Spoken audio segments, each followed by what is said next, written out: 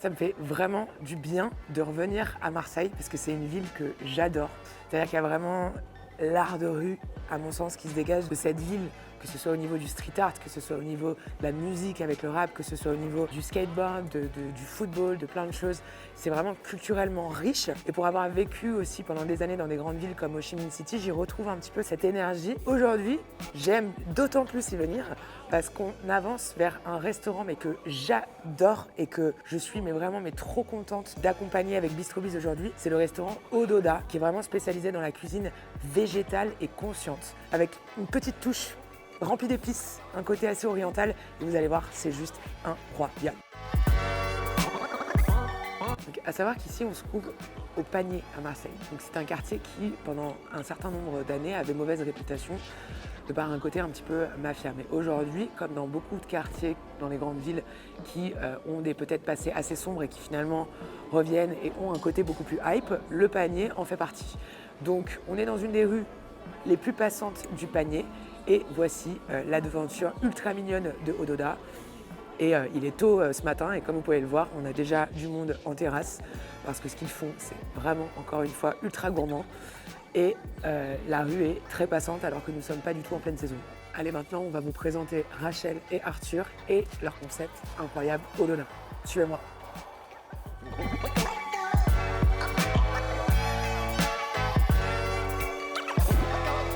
Est-ce qu'on peut me laisser tranquille parler avec le chef, s'il vous plaît?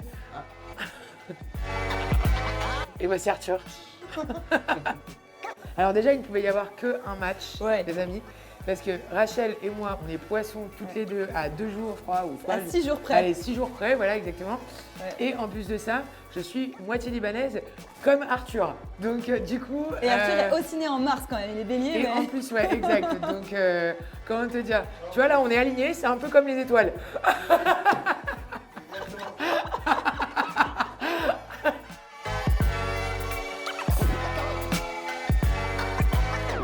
Donc nous, c'est Rachel et Arthur, on est les fondateurs du restaurant Ododa à Marseille. Arthur et moi, on s'est rencontrés en Suisse. Donc Arthur, il a atterri dans un restaurant vegan et moi, je travaillais déjà là-bas. Et on s'est rencontrés là-bas et en fait, petit à petit, le projet, il avait commencé à mûrir. Enfin, c'était le rêve d'Arthur d'ouvrir un restaurant. C'était le mien aussi. Et pour moi, ça devait être absolument du vegan, quoi, parce que c'était ça ou rien. Arthur, il a découvert un peu le monde du vegan petit à petit au fil déjà de ses voyages et d'autant plus dans ce restaurant-là. Du coup, c'est cette fameuse sauce là, la sauce poivron, c'est ça? C'est ça. Qui fait que t'as eu le coup de foudre. Ça a matché, voilà, exactement. Donc pourquoi tu l'as goûté? C'est à quel moment? Moi, ça m'intéresse cette histoire. Genre. C'était pendant le Covid et t'étais venu chez moi. On avait des autorisations de déplacement. Oui, bien évidemment. Oui. Et en fait, c'est là pendant l'été 2020, donc juste après le premier gros confinement, que là, on a commencé à se côtoyer, quoi, on va dire. Et c'est là où il y a sa mère qui était venue lui rendre visite en été. Et elle lui avait fait de la bouffe libanaise, comme à chaque fois, elle lui avait laissé dans son frigo plein de trucs et tout avant de repartir à Marseille, tu vois. Ça, c'est un truc de fou chez les Libanais. Ouais. Ça, c'est… Moi, j'ai découvert mes origines le jour où je suis allée chez ma famille libanaise. Bah ouais. Ça vient de là, quoi. Ouais, c'est la générosité libanaise. C'est clair, voilà, c'est clair, totalement. Ouais. Et c'est très important la nourriture, tu vois. Enfin, faut toujours clair. qu'il y en ait et genre à fond, quoi, beaucoup. Carrément. Et c'est là où du coup, il m'a fait goûter ce fameux mouamara, qui est une purée de poivrons rouges et de noix libanaise. Donc il y a du cumin, des oignons, beaucoup de jus de citron comme dans toute la cuisine libanaise, de l'huile et tout. Et vraiment j'ai goûté ça et j'étais là mais c'est quoi ce truc? C'est pas humain. Et voilà du coup… Et de là… Et de là tout est né. Et de là tout est né. Exactement, né d'ailleurs. Pas mal, bien joué. Bravo. Donc ça, c'est le logo de Rachel et Arthur, les fondateurs de Ododa. Et je vais vous raconter son histoire. Pourquoi Ododa? Voilà, Ododa, qu'est-ce que ça veut dire? Ododa, ça veut dire sang, de l'impératif de moi. J'ai oublié. Tu veux que je dise moi? Ouais, vas-y. Ça, c'est très bon, ça.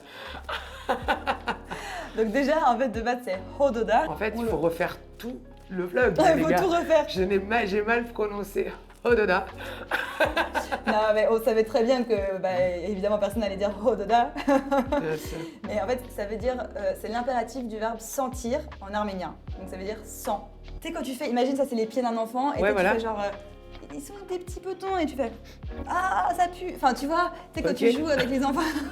Ouais, non, ça pue, c'est... Non, mais du coup, C'est c'est l'enfer, au Doda, en fait, vous l'utilisez. C'est un peu comme le Habibi en.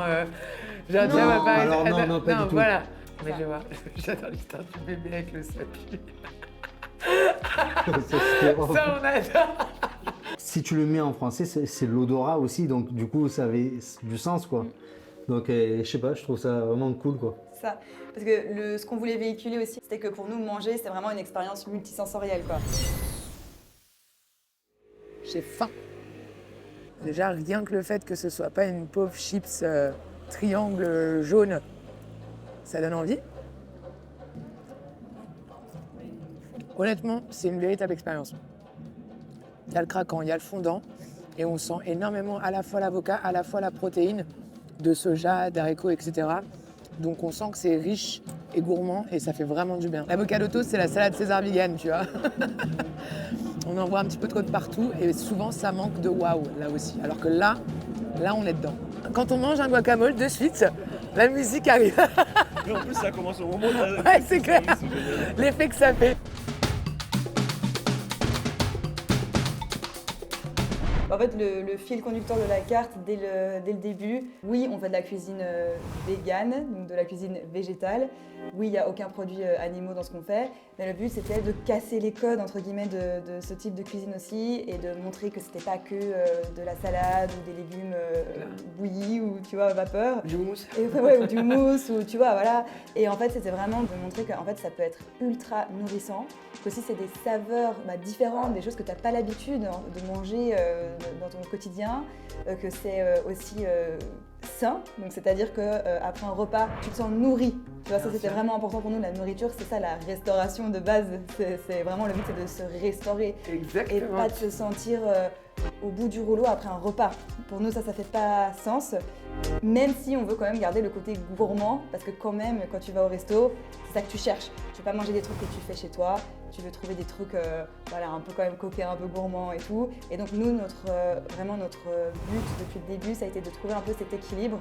Et ça a été un peu un cheminement, parce qu'au début, justement, on se positionnait un peu plus sur ce côté peut-être justement un peu sain, entre guillemets, mais avec peut-être un peu moins le côté gourmand. Et après, on est allé un peu plus du côté gourmand. Mais enfin voilà, c'est un peu un équilibre à trouver entre tout ça, quoi. Tu as utilisé un adjectif que j'aime beaucoup dans la cuisine, c'est coquin. On l'utilise pas assez, mais c'est vrai que c'est un adjectif que j'aime beaucoup. Enfin, il y a plein de personnes, je sais, qui mangent chez nous, qui peut-être qui savent même pas que c'est un restaurant vegan. En fait. C'est juste qu'ils aiment ce qu'ils mangent, c'est bon, c'est une bonne ambiance, tu as une bonne expérience, et puis du coup, t'es juste t'es content, quoi. Ouais. Et puis pour nous, ça suffit pas juste que l'assiette soit bonne, il fallait aussi l'expérience client, que le service soit impeccable, que les assiettes soient belles, qu'on a envie de toucher, de sentir, d'aller plus loin, que juste manger, se régaler comme ça. On voulait aller plus haut, quoi, plus loin. Et puis c'est ce qu'on essaye de faire en tout cas. Et vous nous aidez tous à aller plus loin, là, j'ai envie de dire, parce que vraiment, c'est vraiment beau. Et d'ailleurs, vous êtes vraiment dans la générosité.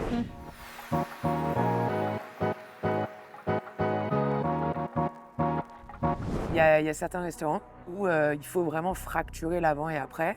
C'est-à-dire que le produit est bon, mais l'identité n'est pas là. Et donc, il faut vraiment refaire un coup de fraîcheur général sur la terrasse, l'intérieur, la déco, etc., etc. Un restaurant comme Olona, on n'est pas du tout sur les mêmes problématiques, étant donné qu'effectivement, le concept est déjà très, très bien maîtrisé. C'est-à-dire qu'on sait où on met les pieds, on a du goût dans les assiettes, on a une décoration déjà prononcée. On a une atmosphère, on a une identité, on a une histoire à raconter, etc. Alors, ceci dit, on peut encore aller plus loin et on peut encore la renforcer. Parce que je pense que justement, la mission d'Ododa est très très belle. Je tiens à préciser que Ododa, ils ont plus de 700 avis sur Google, plus de 700 fois 5 étoiles. Donc, on est quand même sur une cuisine nichée. Sauf qu'à la différence, ce qui va se passer ici, c'est que on ne vend pas une idéologie, on vend une expérience. Et ils sont tellement focalisés sur l'expérience qu'effectivement, ils récoltent ce qu'ils sèment. Et moi, c'est ça qui m'a énormément touchée déjà de par leur concept avant même de venir. Je le savais d'avance que j'avais vraiment hâte de venir, que j'avais hâte de goûter. Enfin, c'était pas, je venais dans le but de moi-même découvrir des choses et non pas de leur apprendre des choses d'un point de vue conceptuel. Ceci dit, La problématique d'un restaurant comme Au-Delà, c'est que ce sont des personnes qui sont tellement humbles, qui sont tellement sympas, qui sont tellement aussi, voilà, on commence avec ce qu'on a, on fait un petit prêt à la banque, on va monter le petit concept. Ils s'attendaient à avoir 10 couverts le premier jour, au fin de compte, ils se sont fait défoncer. Et ça, c'est génial. Mais ils ont beaucoup de problématiques de terrain. C'est-à-dire que, comme moi à l'époque, où quand j'avais un food truck, sur 20 mètres carrés, on ne peut pas faire des millions d'euros, si tu veux. Donc, en fait, là, il y a cette problématique où, finalement, si on fait 40 brunchs à 27 € les dimanches, bah, finalement, on fait 1 000 € par jour. Donc, on se lève le matin, on va faire les courses, on fait tout maison, on prépare tout. Arthur est dans la cuisine et Rachel est en salle. C'est du matin au soir pour 1 000 € la journée. On regardait toujours comme des potes. Vous avez réussi le concept, les gens s'y retrouvent, vous avez 5 étoiles, vous avez 700 avis, vous avez du monde. Bon, certes, il y a peut-être des jours d'hiver, comme on en parlait. Voilà, on est sur des villes saisonnières, donc Bien sûr. qui peuvent être un petit peu plus calmes. Et encore, on a une marge de progression d'un point de vue marketing, je pense. Mais c'est vrai qu'au final, vous avez craqué sur ce lieu. Et en plus, vous aviez, je pense, même direct du matériel qui vous a fait craquer parce que ça collait totalement à la vibe, de ce que moi, je peux ressentir aussi. Et au final, aujourd'hui, vous êtes finalement limité dans votre capacité à vous développer puisque vous vous retrouvez quasi tout le temps tous les deux, sachant que vous faites tout maison, que vous faites du sourcing qui 95% c'est bio. Oui. Enfin voilà, donc il y a non seulement un investissement au niveau des coûts, il y a aussi un investissement énorme au niveau du temps. C'est papier film compostable, donc c'est végétal aussi. Ce petit bout de plastique est végétal. Et pourquoi vous prenez ça en végétal? Parce que ça a beaucoup de sens pour nous d'avoir quelque chose de compostable, quelque chose qui réduit un peu plus le CO2 dans la planète et c'est important pour nous. On a été labellisé 3 écotables, donc 3 macarons sur écotable, ce qui est le 3e niveau le plus haut, quoi. Et on en est fiers parce qu'on se disait qu'on allait avoir ça la 3e année d'ouverture et finalement on a réussi à l'avoir dès la première année. Là, on était vraiment fiers de ça, quoi. C'était vraiment une récompense par rapport à toute la démarche qu'on a mis en place au niveau éco-responsable et tout. Puis vraiment, Écotable, c'est venu vraiment le mettre en lumière, quoi. Je veux dire, c'était 3e bio et 2e vegan de France. Oui, la cuisine de Souad, ils ont eu le numéro 1 et nous, on a été le 2e restaurant vegan de France dans le palmarès Écotable, si tu veux. Et 3e bio, pardon, voilà, c'était ça. La cuisine de Souad à Paris, c'était les 1. Et on savait même pas. On a vu ça et nous, on était là à Marseille. Enfin, tu sais, mais trop fou, enfin, vraiment. Par rapport à justement toutes ces 3 années finalement, qui ont été donc pour vous déjà une réussite qui a validé l'offre, qui a validé le fait que vous êtes sur le chemin, sur le bon chemin, sur votre chemin, et que vous avez clairement des choses à propager et c'est super. Si vous devez expliquer votre état d'esprit ou votre état d'être, votre vision là aujourd'hui, comment vous l'expliqueriez? Là, pour moi, je dirais que vraiment on a atteint la limite de nos capacités. Et du coup, on atteint un peu ce plafond de verre, comme on dit, où en fait on se retrouve comme un peu emprisonné dans notre truc, où on n'est que les deux à travailler. En même temps, donc, on s'épuise parce que c'est beaucoup de travail. En même temps, évidemment, on n'arrive pas à beaucoup se rémunérer. On ne peut pas vraiment embaucher. On atteint un peu les limites de notre modèle actuel, on va dire. Au cours de ces 3 ans, donc, comme tu dis, en fait, on a pu tester notre concept et notre offre. On voit que ça marche, que les gens répondent à ça, que c'est quelque chose que les gens demandent. Et à Marseille, d'autant plus, quoi, parce qu'encore une fois, il y a peu d'offres et puis même c'est une ville multiculturelle, il y a trop qui bouge beaucoup. Ce qui est génial à Marseille, c'est que c'est une ville tellement cosmopolite, quoi. Il y a vraiment un mélange de genres, il y a un mélange de culture, il y a un mélange de... on se pose dans un café, sur une terrasse, peu importe. On peut discuter avec son voisin, il y a une véritable énergie et je pense que ceux qui n'aiment pas Marseille n'ont jamais vraiment essayé d'apprendre à connaître cette ville. En soi, le concept, il a été testé et approuvé, on va dire. Mais par contre, on s'est vraiment rendu compte dès la première année, dès les premiers mois, qu'en fait, on avait un gros problème au niveau de notre capacité à gérer l'entreprise qu'est notre restaurant aussi. En fait, on a complètement négligé cette partie au tout début. On est 2 passionnés, trop bien, on va ouvrir un restaurant, le contact humain, on adore ça, la cuisine, on adore ça, on veut faire passer notre message. Et en fait, on a totalement oublié, mis de côté le fait que c'était une entreprise qui devait tourner, en fait. C'est ça. Et du coup, Et on est à la limite de tout ce qu'on peut faire, quoi. On est au maximum de ce qu'on peut proposer potentiellement. Donc la problématique, elle va être là, elle va être environnementale. Donc quand on passe dans les locaux, on se rend compte que la cuisine est très petite, on se rend compte qu'on va devoir faire une partie de la mise en place sur un autre bout à côté, on se rend compte que la machine à café elle est divisée en deux, il y en a un bout un peu dans la cuisine, l'autre bout sur le comptoir, on se rend compte que les tables sont arrondies aussi, tout est arrondi, ce qui fait qu'on perd énormément en espace et en rentabilité, parce qu'effectivement les tables rondes c'est très joli, mais quand on met beaucoup de tables rondes dans une salle, on divise par 2 le nombre de couverts qu'on peut asseoir. Donc on divise par 2 le chiffre d'affaires qu'on peut faire. Bien sûr, si on change ça et qu'on met du coup un nombre de tables carrées pour augmenter la capacité, donc le nombre d'assises dans le restaurant, il faut assurer la productivité derrière. Donc c'est là où ça peut vite, dans un établissement, être un engrenage où finalement c'est super, on est animé par la mission qui est magnifique, surtout quand on y met autant de goût, autant de passion, justement qu'on crée l'expérience autour de quelque chose qui fait du bien à tout le monde, à la santé, à la planète. Ils ont tellement bien fait leur concept qu'au début ils étaient vraiment pas chers, ils ont vraiment la générosité dans les assiettes, ils ont augmenté de 5 € du jour au lendemain, personne ne leur a rien dit par rapport à tout ce qu'on a, par rapport à toute l'expérience qu'on vit. Donc l'avantage de ça, c'est que l'offre, elle est validée par les gens, elle est validée par le marché, ça fonctionne. Mais ils sont en capacité limitée de par leur environnement. Et quand tu ne peux pas faire tant de chiffre d'affaires, tu ne peux pas recruter, etc., etc. Plus tu vois les choses à taille petite ou moyenne, moins tu vas pouvoir avoir les ressources pour te développer et pour prendre ta position de dirigeant et de te concentrer sur le développement, la stratégie, etc.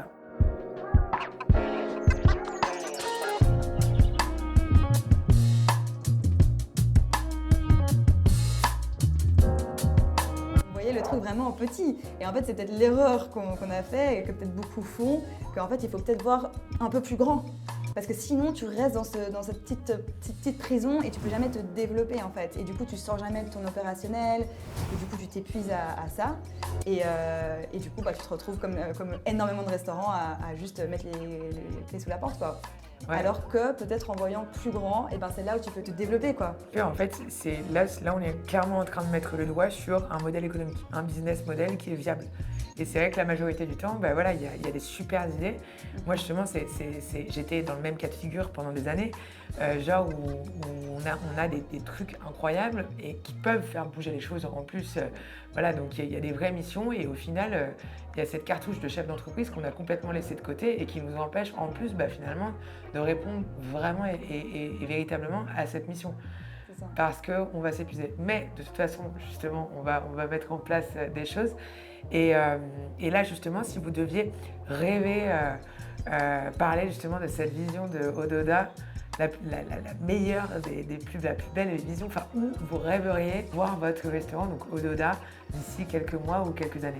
Si on doit rêver grand, pourquoi pas? Non, mais pourquoi pas en Suisse, on aimerait bien, parce qu'on est parti de la Suisse, mais pourquoi pas revenir avec le concept, sachant qu'il cartonne, donc pourquoi pas la Suisse?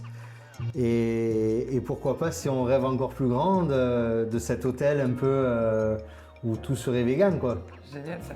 Ouais. Un hôtel vegan vers la plage à Marseille. Ouais, ça serait pas mal, j'avoue. Mais en Suisse aussi. Et en Suisse aussi.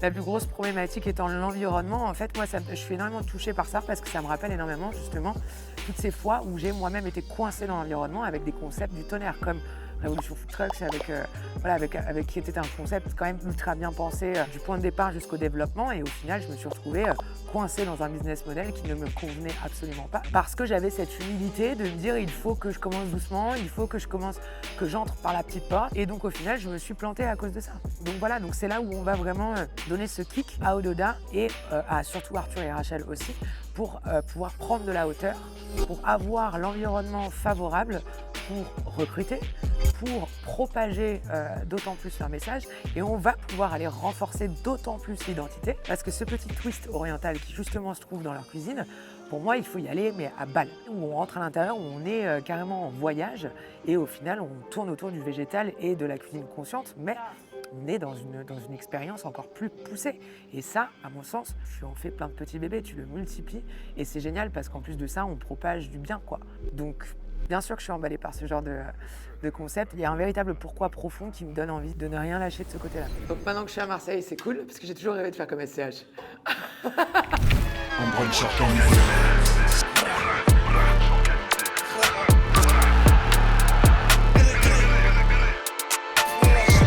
frites, bébé. Je mange pas de frites, bébé.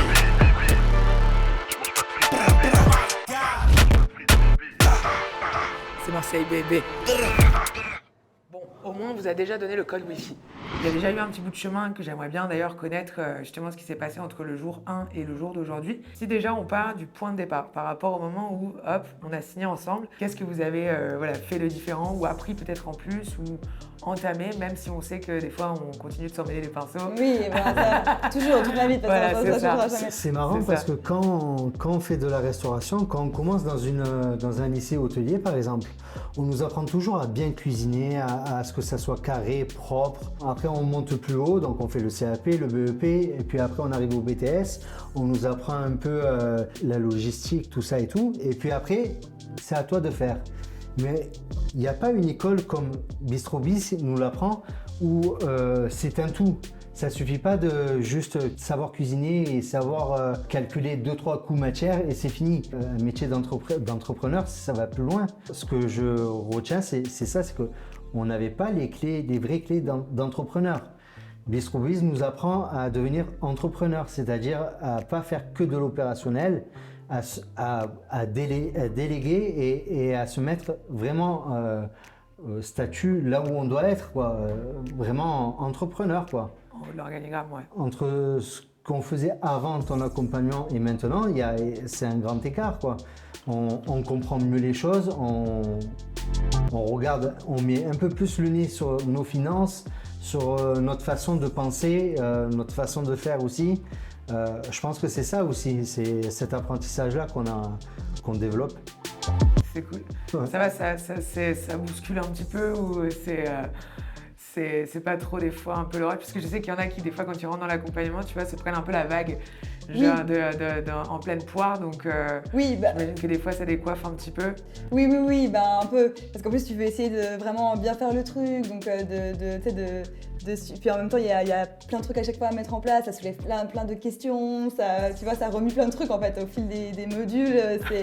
Tu remets tout en question. Tu remets ta vie en question chaque jour, quoi. C'est En gros, un peu ça, voilà. Donc, c'est sûr que c'est pas tous les jours confortable, on va dire, mais c'est peut-être nécessaire, quoi, de passer par là aussi. Vous allez avoir des objectifs qui sont précis pour une raison précise. Parce que là, si on vous dit oui, vous devez doubler votre capacité, etc., mais qu'au final, ça fait plus de travail et qu'au final, on ne sait pas vraiment si c'est ça que vous voulez. Donc, il y a plein de choses. Par contre, si on se dit, tiens, on a 6 mois là pour faire plus de chiffre d'affaires, pourquoi? Parce que ça va convaincre les banques, parce qu'on a déjà un bilan qui est positif. Plus on va leur montrer qu'on est capable de se développer. Donc, quand on va leur proposer le projet, le montage avec un dossier comme ça pour dire, bah voilà, par contre, là, maintenant, on veut un Ododa avec 150 places assises. Et regardez, au final, si on en met 12, 16 ou 32, on les remplit quoi qu'il en soit, tu vois. Donc, avant, j'ai beaucoup parlé déjà du gain de temps, bien sûr, parce que en quelques mois, tu apprends ce que tu aurais appris en des années sur le terrain à galérer, donc déjà ça. Mais il y a aussi un retour sur investissement vraiment d'un point de vue finance.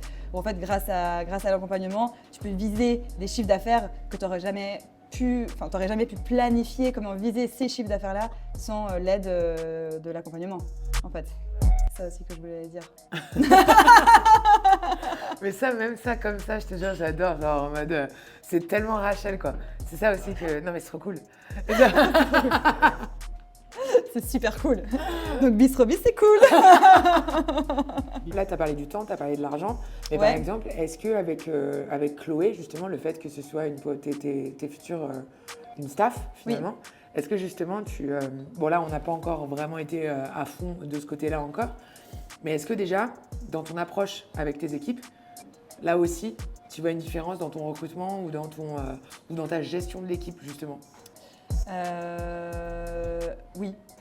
Déjà, on s'est rendu compte avec Chloé, notamment de l'importance qu'on mette vraiment en place. Parce qu'en fait, vu qu'on a toujours été que les deux jusqu'à présent, la question des process, des machins, elle se posait même pas. Enfin, elle se posait pas dans le sens que voilà, on était juste là les deux à tout faire de A à Z, donc on n'avait pas vraiment besoin de ça. Alors que là, on se rend compte rien qu'avec Chloé, un peu le gap qu'il peut avoir parce qu'elle n'est pas là avec nous tout le temps, c'est pas elle qui crée en amont, on va dire. Donc du coup, de l'importance de bien transmettre les choses pour que quand par exemple quelqu'un pose une question sur la carte, et que ce soit moi ou Chloé, qu'il y ait le même type de réponse. Tu vois, ça a commencé à nous travailler en fait, à penser à ça des choses auxquelles on n'aurait pas pensé avant en étant que les deux. Mais nous, c'est juste qu'on vient tellement de loin. De toute façon, on n'a même pas d'équipe du tout, quoi, tu vois. C'est clair. Donc c'est sûr qu'on a tout à apprendre là-dessus. Et ça, c'est peut-être aussi l'avantage donc, par rapport à d'autres choses, où, notamment les finances et tout, où on a commencé de nous-mêmes, on s'est un peu planté, on peut le dire, et qu'on est en train de réajuster grâce à BistroBiz. Là, par rapport, par exemple, à l'équipe, on commence un peu de zéro, et du coup, ça nous permet de tout mettre en place et juste dès le début, quoi. Trop bien. Donc ça aussi, c'est trop cool. Maintenant, il y a le front side, c'est-à-dire ce que les gens vont dire « Ah, trop bien, je veux travailler avec vous, vous êtes trop cool, etc. Oui. » Et il y a le backside derrière sur Bien sûr. le côté chronophage de tous les jours, sur les conditions de travail, sur la façon dont on est organisé, sur tout ça, où là, il faut tenir le talent sur le long terme et surtout, il faut le projeter pour aller quelque part, quoi. C'est ça. Et donc, je pense que c'est ça qui va devenir intéressant aussi par rapport justement à ces deux visions qui vont finalement se croiser là, pour pouvoir, même si tu as quelqu'un qui arrive là et qui a, il a envie d'être dans la cuisine végétale, mais qu'il a des ambitions, etc., ça va être cool de pouvoir le projeter sur cette deuxième image et donc peut-être d'avoir des talents aussi qui sont beaucoup plus appropriés, Ah oui, enfin, en tout oui. cas, qui sont beaucoup plus, qui sont beaucoup plus ambitieux C'est ça. que si on restait là dans notre petit train-train, dans notre petite compote au jour le jour, quoi, entre guillemets. Et donc, on va pouvoir, à mon sens, lever encore plus activer ce levier de temps, d'argent et de performance. Ouais, Donc ça, c'est top, trop cool. totalement. Tu vois, t'es déjà adepte. Totalement. Dans le sens où... Non, je rigole. Dans le sens où demain on rêve grand, mais concrètement, par rapport à la discussion qu'on vient d'avoir, quelle va être la première chose demain matin ou lundi matin que vous allez mettre en place qui va aller dans la direction de ces deux axes justement qu'on doit développer Moi, ce que je pense, c'est mettre le nez sur les tableaux financiers. Je pense que ça serait mon premier truc à faire demain. Non, mais ça, c'est déjà fait. Putain, qu'est-ce qu'il Non, mais non. raconte? Alors, comme quoi travailler en couple, on peut encore s'aimer aussi beaucoup. Ça, vous êtes un bon... Mais je suis morte. Ça fait 3 semaines que nuit et jour, je suis dessus, tu sais. Le mec, il me dit, on va faire les tableaux financiers. Ça C'est génial. Ça, on va le garder. Hein. Je te dis, on ne pas du tout. C'était quoi la dernière fois que j'ai Et vu hier, Guy il me dit, ouais, alors ça, c'est mes tableaux de footcast et tout. Ah ouais, Je suis là, bien sûr. putain. Oui, alors C'était ça, les trucs tout effectivement, dégueulasses, là. ça c'était très drôle dans le sens où effectivement tu me dis mais regardez, moi je travaille à l'instinct et puis là t'as Rachel qui te dit et ça c'est tous les tableaux que je fais derrière l'instinct. Que je C'est passe vrai, mes soirées à faire, putain. Non, en vrai, il y a du mérite. Hein. Franchement, je sais pas comment tu fais. Moi, je suis incapable. Le mérite, il est partagé, hein, mais dans le sens... C'est un truc de fou. Après, c'est ça, c'est aussi cette complémentarité qui fait notre force. Ouais, c'est vrai. En vrai, c'est vrai. Non, c'est vrai, bien sûr, bien sûr. Du coup on saura qu'il y a toujours une femme derrière un grand homme. Ah oui, ça c'est sûr. Derrière, à côté, voire devant, non, je rigole. Elle est trop en place, elle. Putain, c'est pour ça que je l'ai prise en fait. Je savais que ça allait le faire. Ouais mais c'est grâce à la sauce Muhammad. voilà, merci. Exactement. Voilà, Ah deux oui, mamans. c'est Merci vrai. maman hein, quand même. Hein. Ah, ouais. Merci maman, votre final, Finalement, il n'y c'est a ça, pas ouais. une femme derrière, c'est deux femmes derrière. C'est tellement ça. Quand le monde Carrément. comprendra qu'il faut des femmes au pouvoir. Ah, mais ça c'est clair, ça c'est clair. Il va y avoir deux missions. C'est que déjà il va falloir faire ce qu'on peut avec ce qu'on a. Donc pour aller convaincre, pour peut-être prendre un virage, en tout cas dans le positionnement d'Ododa, c'est qu'on va d'abord se dire ok, on a une saison qui arrive, il faut éclater la saison, il faut éclater les résultats pendant la saison, tout en gardant nos valeurs sur la table, notre identité, sans froisser la clientèle habituée, locale, etc. Mais on a quand même une saison qui arrive. Donc, on va, sans dépenser beaucoup, changer ce mobilier, capitaliser sur le fait qu'on va aller chercher d'autant plus de chiffre d'affaires sur la saison pour montrer, en tout cas aux banques ou investisseurs ou autres, qu'on est en progression. Derrière ça, en parallèle, il va y avoir deux axes. C'est faire ce qu'on peut avec ce qu'on a, mais faire mieux avec ce qu'on a. Donc, trouver des solutions pour fluidifier l'opérationnel et aller chercher plus de chiffre d'affaires et de profit. Et en parallèle, éventuellement, monter un dossier pour pouvoir peut-être réouvrir un Ododa. Est-ce que même emplacement, pas même emplacement, à voir. Mais en tout cas, plus grand, avec toutes les ressources adéquates pour permettre au projet d'aller se développer et d'aller prendre toute sa splendeur. Et là, on va pouvoir s'amuser. Parce que là, du coup, on va pouvoir faire la V2 de Olola, étant donné qu'on n'a plus peur du fait que ça marche ou pas. On sait que ça marche. Maintenant, il faut juste oser se dire, OK, allez, on se donne tant de temps, on monte le dossier là, on va chercher tant de résultats et on duplique, on multiplie, on franchise ou on agrandit. Enfin, dans l'ordre. Et d'ailleurs, il y a ça aussi. C'est-à-dire que le dirigeant, il est souvent très attaché à cette version numéro 1 du projet, à son bébé, ouais. Alors que justement, c'est oui, mais alors c'est la rue, c'est le panier, c'est tout ça. Oui, mais au final, si on en ouvre un deuxième et que la marque est forte, les gens se déplaceront là où le concept sera. Il y a des projets comme ça au sein de Bistrobiz où je les ai dans l'œil. Et Rachel et Arthur, c'est vraiment 2 personnes que j'ai même choisi personnellement de continuer d'accompagner parce que le projet, j'adore le projet et j'adore les personnes. Donc quand les synergies sont autant là, il faut pas hésiter une seule seconde. Donc je ne lâcherai pas le projet. Et justement, ce qui va être intéressant de voir, c'est aujourd'hui où on en est. Et on va vous montrer toutes les étapes pour comment sortir quelque part de cette galère opérationnelle. Rome ne se construit pas en un jour. Et donc, quelles vont être les étapes dans l'ordre et quel est le résultat qu'on va avoir tous ensemble d'ici quelques mois. Et vous allez voir, c'est juste incroyable. C'est cool ou pas? Si je rentre, c'est mieux. Par rapport à l'accompagnement et même... L'autre, il arrive avec ses shoots. On adore le côté... Désolé de vous déranger, j'ai les choux. Pardon. On est qu'on économise sur les jingles, donc du coup, ils sont très... Je plaisante, bien sûr. Allez, top, merci Freddy. Ah ouais, de ouf. Puis c'est Marseille bébé.